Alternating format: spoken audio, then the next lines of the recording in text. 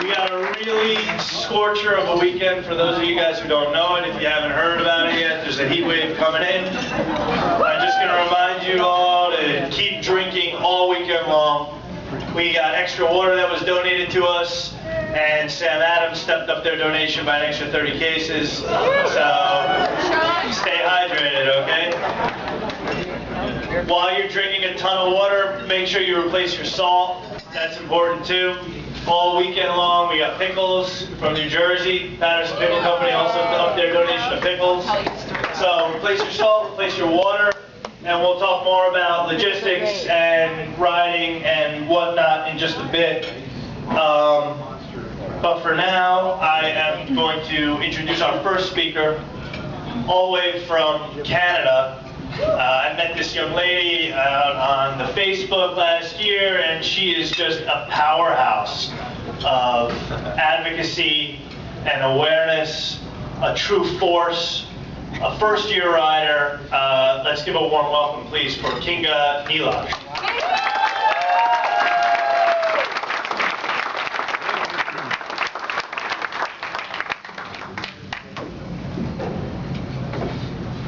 Hi everyone. So for those of you who don't know me, I'm Kinga. I'm on Facebook, so if you're on there, you probably know a lot about me already. My ALS story began in January 19th, 2006 when my mom was diagnosed with ALS. I was 21 at the time, third year university, you know, having the time of my life, and I had no idea what ALS was. So when my mom was diagnosed, it was a hard choice of staying at school or moving home and helping take care of her. And being, I guess in the US you guys call them nurses' aides, that's what my mom was at the time, and she actually had an ALS patient at the very last stages of the disease.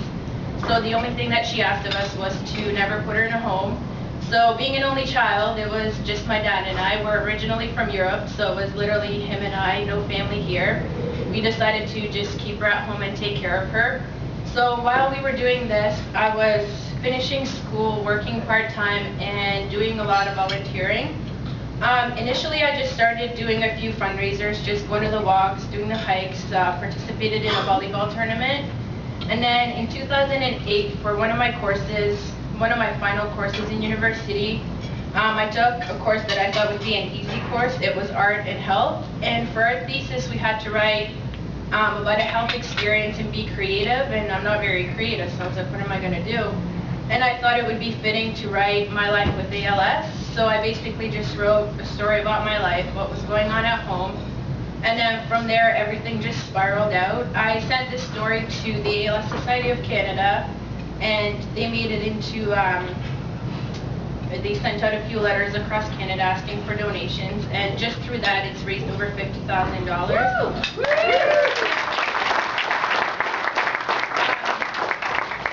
In 2008, I also created my first ever ALS Cup for a Cure. I played soccer all my life, and my mom would always come to my games, even though I was a girl and I was playing soccer. She absolutely hated it. It was early games. I played provincially within Ontario. So I decided what better way to honor her would be to do a soccer tournament. So the first year raised about $7,000. We had quite a few people out. I got a lot of TV interviews and newspaper articles that came out and wrote about me, so that was pretty good. In 2008, I also graduated from university with honors. My parents unfortunately weren't able to be there because my mom couldn't come, but the good thing with technology is they actually had the feed going live, so they were able to watch me from home.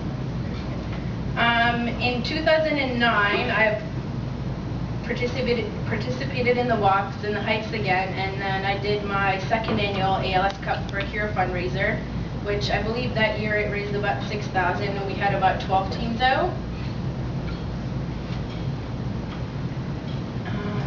In 2009, I also participated in something called Hill Day. So within Canada, we all go to Parliament Hill, and we go talk to politicians. We ask them to give more money to research, and we just explain to them what ALS is, just to get some more awareness. And this year was actually, that year was actually a pretty good year. One of, I guess, a very well-led politician within Parliament Hill passed away from ALS. so they were all aware of what it was. So going in there was a lot easier to kind of talk to all the politicians and getting the word out there.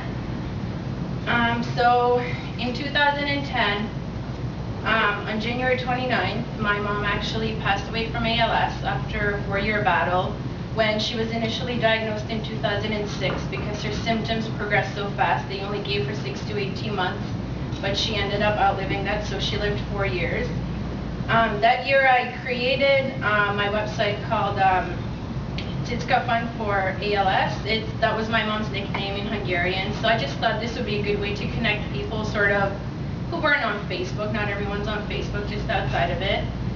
And in 2010, I won the Leader of Tomorrow Award from the ALS Society of Canada. It's awarded to someone under the age of 25 who does a lot within the ALS community.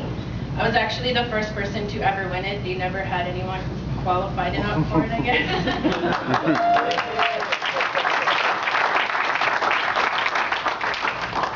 And that year, I actually made a trip up to Colorado. I met my friend Cassie in the very beginning of my mom's diagnosis. She was on Facebook, and that's how we connected. So I thought, why not go out there and see her? She had lost her mom to ALS, so her kids didn't have a grandma. And her now husband, Bill, he actually lost his wife to ALS, so his 3 girls, had that connection. So just going out there was a really, really great experience to finally put a face to someone I've talked to on the internet for so long, just like how we've done here this week. And in 2010 was also the Mike and Ike contest, which I'm sure I've harassed a lot of you into voting for me. But that contest was pretty good in terms of I just wanted to raise a lot of awareness, and from that contest my Facebook list grew like at least plus 500 people who were touched by ALS. So from there we just started really connecting, and now we have something called our ALS Facebook family, because you can just talk to these people even though most of them you've never met. And in 2010 we actually had cremated my mom and took her ashes back to Europe because that was her wish. And through being on the internet and whatnot, we had met 2 families from the area we're from that had the ALS connection. So my dad and I thought, well, since we're there, let's see if they want to meet up. So we had met, traveled 24 hours to get back across the world where there were people there still touched by ALS. So it was a really humbling experience to be able to meet them and share stories with them just to see what their ALS experience was. And in August of 2010, I also, I'm absolutely petrified of heights, but I figured why not go skydiving for ALS. So in August last year, Mike and I, we did a skydive for ALS. It was the 2nd year that a PALS was running it. We had about 34 people jumping, I believe, and it was an incredible experience. And my dad and I actually decided to do it again this year, so August 20th, we'll be jumping out of a plane again. And it's tandem. I don't jump by myself and figure if I'm going to go down, take someone with me. And also last year in September, I've worked a lot with the ALS Society of Canada. Being a child, when my mom was diagnosed, I found it hard to connect with, I guess, my friends. They didn't really know what was going on. So I wanted to sort of create a network where we could connect with kids of ALS. So what the ALS Society of Canada worked with me on was we created the first ever ALS Canada Youth Retreat. What we did was we brought about 20 kids from across Canada to Toronto for a weekend retreat where, we shared our own stories, just to see where everyone was. And at the end of the retreat, they all said, this is like the most incredible thing ever because I can finally cry in a room where people understand why I'm crying. And they've just made lifelong friendships from that. And then this year, April, I won a provincial award called the June Colwood Award, Outstanding Achievement from the province of Ontario. I've gone to Louisiana for the skydive there. I didn't jump, I just went to, put more faces to friends I've met on Facebook, so I've done a few traveling. So you're probably wondering why I'm here. I'm Canadian, I do a lot for ALS Canada. Like Matt said, I heard about TDI about a year or so ago. And I just think the work that they're doing, the research, therapeutics, everything, it's absolutely great. And we need to be, helping them raise awareness along with more funds so that we can get to a cure faster. And I figured since, I jumped out of a plane, I survived, why not try and bike 270 miles in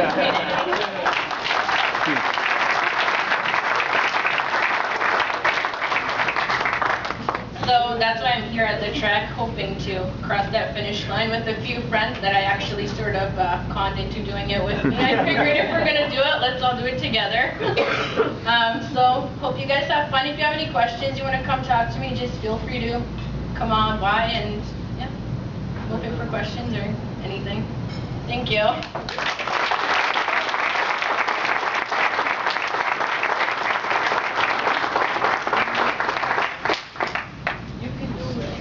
Thank you so much, Mika.